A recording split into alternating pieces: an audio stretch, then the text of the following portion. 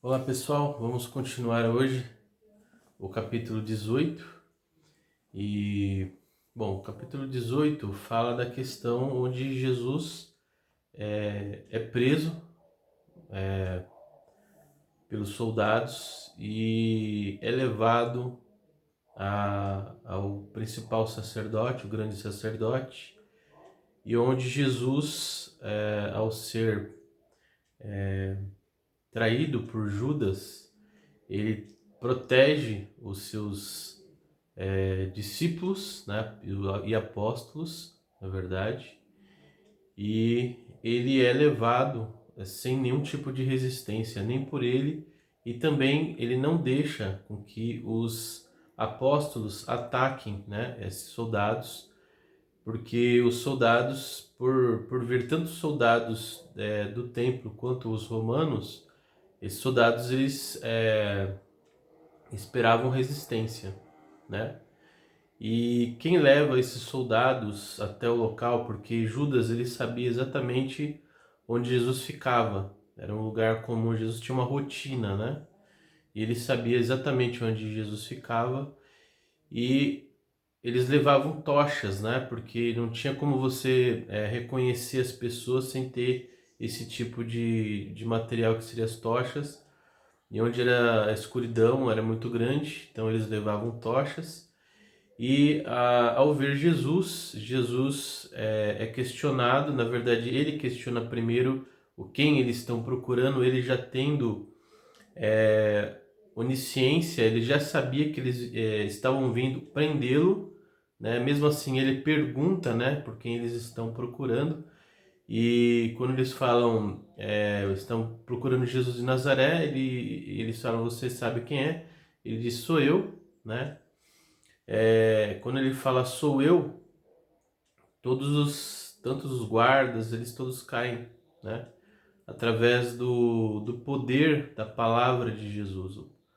Jesus, através da palavra dele, ele construiu tanto o universo e todas as coisas, né? Porque Jesus, ele é a ação, né, divina de Deus. Ele é através da palavra dele. Muitos pensam que Jesus nasceu de Maria. Não. Assim como a gente viu no capítulo anterior, Jesus estava com Deus. Ele é o próprio Deus. Deus Pai é ele que, assim, que a gente pode interpretar que Deus Pai define as coisas, Deus Filho executa e o Espírito Santo é o mover, né? É o mover e transformador das pessoas, e ele que realmente está dentro das pessoas e movendo elas, né? Então, ao proferir sou eu, é similar, ele fala quem que eu sou, o eu sou, né? Ou seja, antes de tudo existir, ele já era, né? E ao proferir isso, o impacto, né, das palavras de Jesus fez com que essas pessoas caíssem. E Jesus só foi levado porque ele quis e ele precisava executar a obra de Deus, né? E ele foi levado, né, a, ao grande sacerdote, que na verdade era sogro de Caifás, ele era Anás, né? Foi levado a Anás.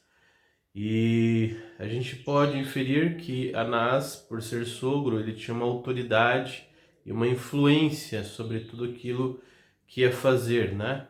Que ia ser feito e de certa forma protegia Caifás. O meio em que toda essa situação acontecia era um meio muito turbulento, porque Jesus ele questionava as autoridades daquelas pessoas, aqueles líderes religiosos, né? Os fariseus, os saduceus, e falando do sacerdote, sumo sacerdote, ao Jesus ressuscitar Lázaro, ele causou grande comoção e os líderes religiosos perceberam que Jesus poderia causar instabilidade na região. Causando instabilidade na região, os romanos iriam questionar esses líderes e muitas vezes poderiam até matar esses líderes se o povo quisesse colocar Jesus como rei, porque os judeus não estavam esperando um Messias como Deus, mas sim um Messias como Moisés, um libertador dos egípcios. Então, quando Jesus, ao andar com o jumentinho e o povo o aclamando, eles estavam querendo um rei para libertar dos romanos. E esses líderes, com receio de haver grande, grande instabilidade, eles fossem responsabilizados, eles e também o povo, e houvesse um descontrole total. Então, esses líderes, o que eles fizeram? Eles pegaram Jesus e o queriam matar para que eles não fossem punidos, porque Jesus ele desafiava todo o sistema, né? Ele falava do que? De libertação espiritual, não libertação real, né? Então, se você é liberto espiritualmente através do Espírito Santo, todos os seus atos, tudo que você for fazer, vai ser através do Espírito Santo. E você vai trazer a mesma coisa que Jesus traz: amor, paz, verdade, bondade, e não a autoglorificação, porque os fariseus, eles adoravam orar, falar que faziam jejuns intermináveis para que todos pudessem ver o quantos eles eram santos. E Jesus veio trazer exatamente tudo ao contrário disso. Jesus fala: entra no teu quarto e ora, para que o Pai veja o seu coração. É isso que Deus quer, é ver o seu coração se está movido pelo Espírito Santo, pelo Espírito dele. Então, esse texto é muito rico e eu espero ilustrá-lo a vocês. A gente vai ler do versículo 1 ao 20, tá bom? Vamos lá. Tendo Jesus dito isso, saiu com seus discípulos para além do ribeiro Cedron, onde habitava um horto, no qual ele entrou e seus discípulos. Está falando que Jesus foi para um lugar que seria um jardim, onde ele costumava ir. E Judas, que o traiu, também conhecia aquele lugar, porque Jesus muitas vezes se ajuntava ali com seus discípulos. Então Judas sabia a rotina de Jesus.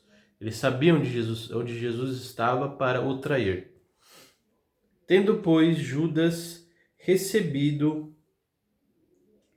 a corte e oficiais dos principais sacerdotes e fariseus, veio para ali com internas e archotes e armas. Então, lanternas, archotes e armas. Então, Judas, ele foi com soldados, foi com lanternas. Então, o que acontecia é que não tinha iluminação como tem hoje. Então, eles precisavam disso para... Então, eles foram lá com armas, esperando resistência, né? Tanto de Jesus quanto dos discípulos. Mas já havia uma profecia de que Jesus precisava morrer por nós. Já explicamos que Jesus precisava morrer como se fosse o nosso advogado, para que pudesse limpar os nossos erros e pudesse cumprir a sentença que foi proferida por Deus Pai. E aí, ao receber toda a culpa como um advogado, ele nos liberta, nos livra da ira de Deus e nos dá a salvação, que é o que? Através do Espírito Santo, Jesus ele começa a trabalhar nossas vidas. Sabendo, pois, Jesus todas as coisas que sobre ele havia de vir, adiantou-se e disse-lhes: a quem buscais? Então Jesus ele se adianta a essas hostes, né? Esse exército, e pergunta a eles: a quem buscais? Mesmo eles sabendo que iriam prendê-lo. Respondeu-lhe a Jesus Nazareno, disse-lhe Jesus: sou eu. e Judas, que o traía, estava também com eles. Então Jesus, de vez, ele poderia simplesmente, mas ele assumiu que era ele. Ele realmente, ele precisava cumprir a ordem de Deus. Quando Deus manda uma coisa que a gente faça, nós temos que obedecer. É irrevogável. Você sendo servo de Jesus, você tem que obedecer ele e você vai obedecer ele sim ou sim, você querendo ou não, assim como aconteceu com Jonas. Jonas fugiu, fez um monte de coisa, mas acabou cumprindo de uma forma ou de outra aquilo que Deus queria. E é sempre para o bem, sempre para algo melhor, né? A gente cumpre as coisas de Deus para fazer o bem, para o amor. Quando, pois, lhe disse, sou eu, recuaram e caíram por terra. Então, através da palavra de Jesus, o sou eu é o quem sou, né? Sou o que sou, né? Ou seja, o próprio Deus. Quando eles ouviram isso, essa palavra de poder, proferida pelo próprio Deus, que é Jesus Cristo, eles caíram. Tornou-lhe, pois, a perguntar: a quem buscais? Eles disseram: a Jesus Nazareno. Jesus respondeu: já vos disse que sou eu. Se, pois, me buscais a mim, deixa ir estes. Então, os apóstolos, Jesus estava protegendo eles. Vocês lembram que Jesus orou ao Pai para que o Pai os protegesse, os livrasse, né? Principalmente nessa hora. E a gente vai ver que ele orou de novo, para que se cumprisse a palavra que tinha dito: dos que me destes, nenhum deles perdi. Então a gente lembra que Jesus ora sobre isso, né? Então Simão Pedro, que tinha espada, desembainhou-a e feriu o servo do sumo sacerdote, cortando-lhe a orelha direita, e o nome do servo era Malco. Então os apóstolos eles já estavam de prontidão, sabendo que iriam prender Jesus. Então eles já estavam armados, né? E Jesus estava ali. Ele não queria isso, mas Pedro, como uma pessoa muito impulsiva, ele acaba desferindo e ferindo esse servo do sumo sacerdote. E Jesus não veio para ferir ninguém, ele ia ser entregue como um cordeiro em sacrifício por nós. Mas Jesus disse a Pedro: mete a tua espada à bainha, e não beberei esse cálice que o Pai me deu? Então Jesus falou: será que eu não vou obedecer o que o meu Pai me deu? Ou seja, Jesus, ele não tinha. Quando você é servo de Deus, você não tem escolha. Você vai obedecer, querendo sim ou não. Uma hora você vai obedecer. Você pode fugir, assim como Jonas, mas uma hora você vai obedecer, né? E se você não obedecer, você vai ser levado, né? Porque o servo, ele serve para servir. Então, se você não está servindo, Deus te leva, né? E assim, é muito sério, né, isso. Então, a gente que serve, a gente tem vários benefícios, né? Nós temos um propósito, nós temos Deus dentro de nós temos paz, quando oramos, Deus nos ouve, né? Mas, em troca, nós temos que obedecê-lo, porque nós somos servos dele. Então, a corte e o tribuno e os servos dos judeus prenderam a Jesus e o manietaram, ou seja, amarraram ele. E conduziram-no primeiramente a Anás, por ser sogro de Caifás, que era o sumo sacerdote daquele ano, né? Então Anás era sogro de Caifás.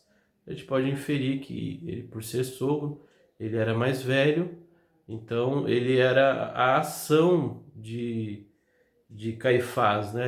Ele que realmente executava as ordens, né? De Caifás. Ora, Caifás era quem tinha aconselhado os judeus que convinham que um homem morresse pelo povo. Então ele já estava profetizando que Jesus seria morto pelo povo. Então o que acontecia?